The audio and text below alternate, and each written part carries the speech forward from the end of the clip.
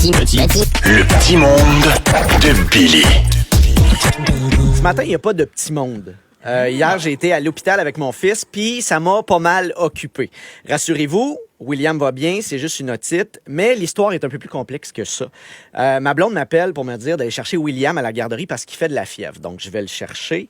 On est à la maison. Il s'endort sur moi pour sa sieste. Je me dis, pas grave, je vais écouter Netflix. Je vais travailler, pardon.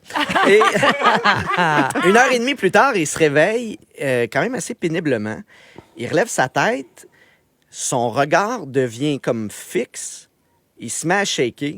Ses yeux revirent à l'envers. Oh, des convulsions. Et là, il part en arrière. Oh. Et là, je me lève, je le couche sur le tapis. Oh. Il bouge plus. Il a perdu connaissance? La tête, il n'y a aucune réaction. Je bouge sa tête. Il a perdu complètement conscience.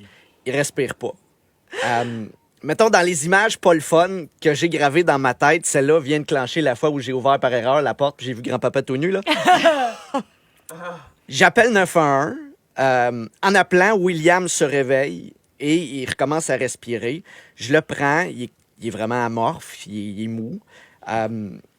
Et honnêtement, je pense que c'est quand tu appelles le 911 que tu découvres ta véritable identité.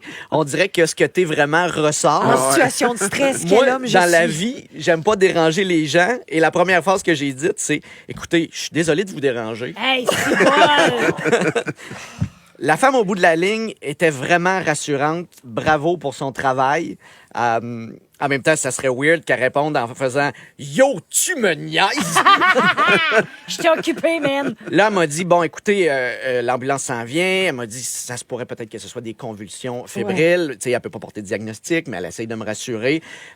Convulsions fébriles, c'est simple. C'est ce qui arrive habituellement quand la température de l'enfant monte trop vite. Il se met comme en shutdown, quoi? Ouais, le corps est comme pas capable. Le cerveau décide ouais, de hein? dire, hey, c'est trop pour moi, je quitte. Je me Ça- protège. Ça arrive des fois quand tu me parles de président, Martin. Ou de Tesla. Ou de Tesla. Ou de patinoire. Ça arrive souvent quand tu me parles, Martin. À peu près 10 minutes plus tard, l'ambulance arrive. Il y a Marc-André et Yannick. Je les salue. Des fois, à radio, on salue des commanditaires. Tu salues des- Moi, Salut. c'est l'ambulance. L'ambulance, oui, on salut les Marc-André et salue. Yannick. Merci pour votre travail. En entrain, ils disaient, hey, désolé pour nos bottes, on va mettre de la neige. Je savais comment ça me dérange pas. Yo, fuck off. Y en a-tu vraiment quelques-uns qui font oh, non, jeune homme, tu vas enlever tes bottes sur le tapis, puis après, tu vas arrêter l'hémorragie de mon oncle Gaétan. Là, on est dans l'ambulance. William fait le mieux. Et là, j'appelle ma blonde. Il n'y a pas de bonne façon pour annoncer ça à ta blonde. Mais non. J'ai beau essayer d'y dire, regarde, William va bien, il est juste arrivé un petit quelque chose, il y a eu des convulsions, on s'en va à l'hôpital, mais tout va bien. Tout ce qu'elle a dit, c'est OK, j'arrive, par accrocher. Ben oui. Et je sais pas comment tu peux annoncer ça de façon le fun. Fait que j'ai décidé d'essayer de pratiquer une petite charade pour la prochaine fois. Alors, Tammy, on va y aller. OK. Première partie du mot, inverse de vite. Inverse de vitre, lent. Lent, parfait. OK. Ensuite, les joueurs de hockey en score. Des buts, lent. OK, parfait. Les indigènes attaquent avec ça. Une lance, l'ambulance. Exactement, on s'en va en ambulance, Tammy. Aucunement le fun. Non, c'est pas plaisant? OK, Hey, j'essaie. je pense que je te slog une fois rendu à l'hôpital. Là, on arrive à l'hôpital, on est prioritaire, il est 4 heures de l'après-midi. On a passé à 11 heures le soir. Non! Et je veux pas me plaindre parce que, tu sais, je veux dire, je sais comment ça fonctionne. C'est pas la première fois avec les enfants qu'on va à l'urgence et je comprends que, bon, ils sont débordés. Et je sais aussi que j'y vais trop souvent. Tu sais, quand c'est rendu qu'au bistrot, ils savent ce que tu mets dans ton café. Un moment donné.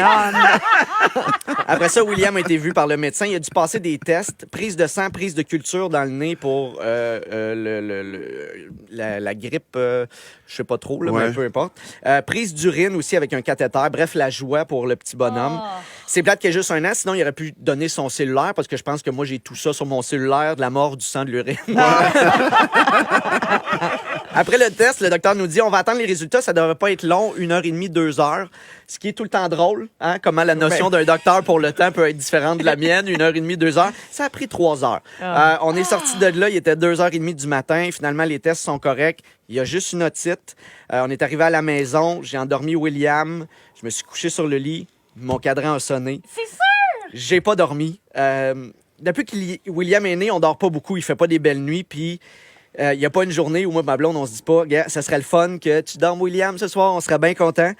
Hier, en le voyant sur le tapis, j'ai jamais autant souhaité qu'il soit réveillé. Fait que ce matin, il n'y a pas vraiment de petit monde. En fait, regardez, laissez faire mon petit monde, puis profitez donc de votre petit monde à vous. Bravo.